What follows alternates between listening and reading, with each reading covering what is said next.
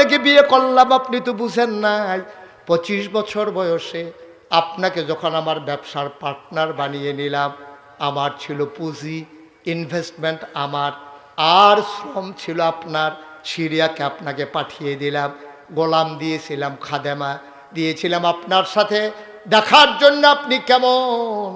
ওদের কাছে আমি জানতে পেরেছি আপনার মতো মানুষ নাকি হয় না, কাজ সবাই ভাগ করে নিয়েছে, আপনিও নাকি কাজ করেছেন। আপনি যখন ওই জমিনের উপর দিয়ে হাঁটতেন দুপুরবেলা, প্রচণ্ড রোদ যখন আপনার মাথার উপরে পড়ে, আপনি নাকি রোদের মাঝে হেঁটে যান, আপনার মাথায় গরম লাগে না। সবাই অবাক বিস্ময়ে তাকিয়ে দেখেছে আপনি রোদের মাঝে দিয়ে হেঁটে যান, আর আকাশের মেঘের টুকরা আপনার মাথার উপরে ছায়া দিয়া দিয়া যায়।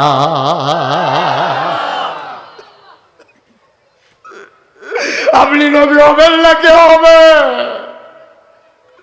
আপনি যখন মরুভূমির উপর দিয়ে হাঁটেন, এবড়ো থেবড়ো কোনা বেরো হওয়া পাথরগুলো যখন আপনার পায়ের নিচে পড়ে যায়, আপনি হরদম সে হেঁটে যান, আপনি পা বাড়িয়ে হেঁটে যান, আপনি একবারের জন্য ব্যথা পান না। সাহাবারা পেছন থেকে অপেক্ষা করে কেন মানুষটা ব্যথা পায় না। দৌড়ে দৌড়ে মানুষগুলো পেছনে পেছনে দৌড়ায়, দৌড়ে গিয়ে আপনার কদমের নিচে পড়া পাথরটাকে হাতে নিয়ে দেখে যে এই পাথরটা পায়ের নিচে পড়লে আপনি ব্যথা পাওয়ার কথা, ওই পাথরটা আপনার কদমের ইজ্জতে শক্ত পাথর তুলার মতো নরম হয়ে গেছে। আপনি তো সেই মানুষ, আপনি তো সেই মানুষ, তা আপনি নবী হবেন না তো হবে কে? এই মানুষটা যখন নবুয়ত ঘোষণা করলো, মক্কার সবাই কি পক্ষে চলে গেছে? কথা কোন পক্ষে চলে গেছে? তা আপনি এখন বাংলাদেশের সবাই পক্ষে থাকবে এটা আশা করেন কেমনে? কেমনে আশা করেন এটা? আপনি দিনের পথে চললেই সবাই দিনের পক্ষে হয়ে যাবে, আপনি আশা করেন কেমনে? আপনি মনে রাখবেন সেই ১৫০০ বছর আগে দ্বীনের যারা অনুসারী হয়েছিল, তৎকালীন কাফেররা যেমন ছেড়ে দেয় নাই, আজকে যারা দ্বীনের পথে চলতে চান, আল্লাহর জমিনে আল্লাহর দ্বীন কায়েম করতে চান, মনে রাখবেন এই পথে আসার আগে সিদ্ধান্ত নিতে হবে, মামলা হবে, হামলা হবে, জেল জুলুম নির্যাতন হবে, প্রয়োজনে জীবন দেওয়া যাবে, ঈমান দেওয়া যাবে না। রাজি আছো কিনা হাত তুলে দেখো।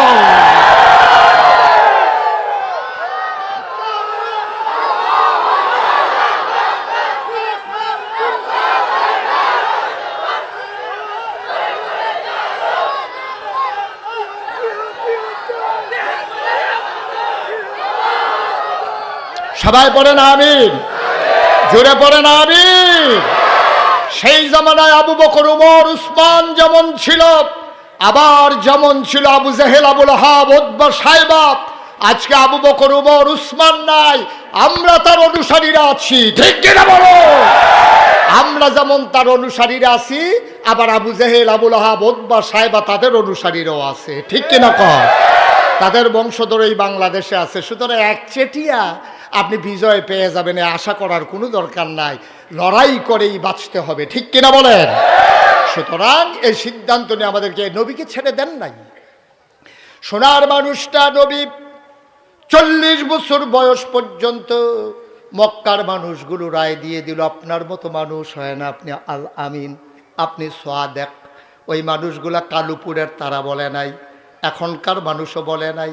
১৫০০ বছর আগে মক্কার মানুষেরা নবীর নবুয়ত পাওয়ার আগে সবাই মিলে সাক্ষী দিয়েছে আপনি আল আমিন। ঠিক কিনা?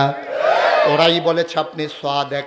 আবু জেহেল নবীর কাছে বালসামানা আমানত রাখতেন, কাফেরেরা বলতো ওনাকে নবী মানেন না, আমানত রাখেন কেন ওনার কাছে?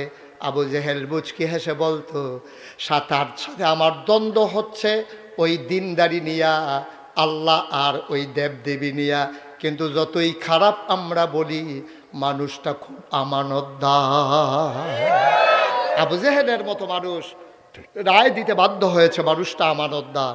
আজকেও আমরা যারা দ্বীনের অনুসারী, আমরা যারা দিন প্রচার প্রসারে কাজ করে যাচ্ছি, আমাদের আমানতদারি পরীক্ষায় উত্তীর্ণ হতে হবে।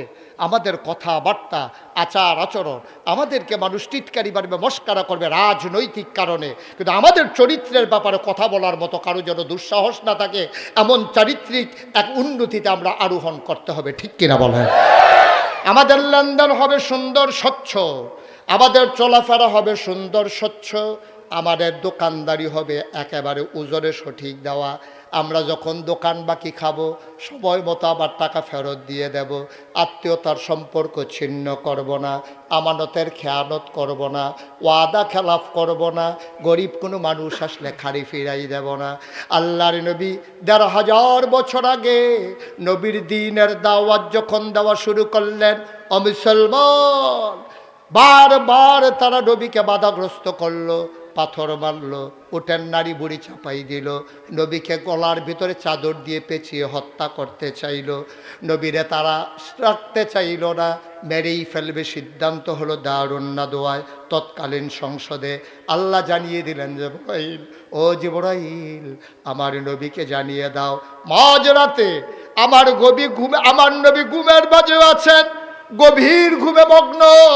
জিবরাইল আলাইহিস সালাম নবীর কাছে গিয়ে সালাম দিয়ে দিলেন, আসসালাতু ওয়াসসালামু আলাইকা ইয়া রাসূলুল্লাহ, আসসালাতু ওয়াসসালামু আলাইকা ইয়া হাবিবাল্লাহ, আসসালাতু ওয়াসসালামু আলাইকা ইয়া শাফিউল মুজনুবিন, আসসালাতু ওয়াসসালামু আলাইকা ইয়া রাহমাতাল লিল আলামিন।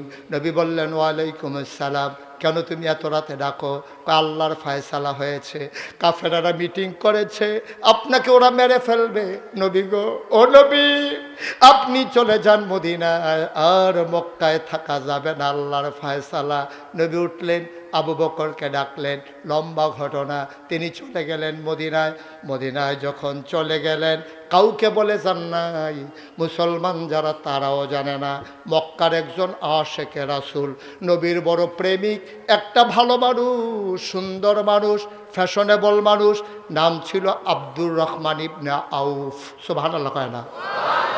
কি নাম? আব্দুর রহমান। এতটুকু মনে রাখেন, বাবার নাম মনে না রাখলেও চলবে। ওনার নাম ছিল আব্দুর রহমান ইবনে আউফ। আব্দুর রহমান জান্নাতের সুসংবাদ প্রাপ্ত একজন মানুষ। এই আব্দুর রহমান সকালবেলা উঠে নবীর ঘরের কাছে গেলেন, দাঁড়িয়ে সালাম দিলেন।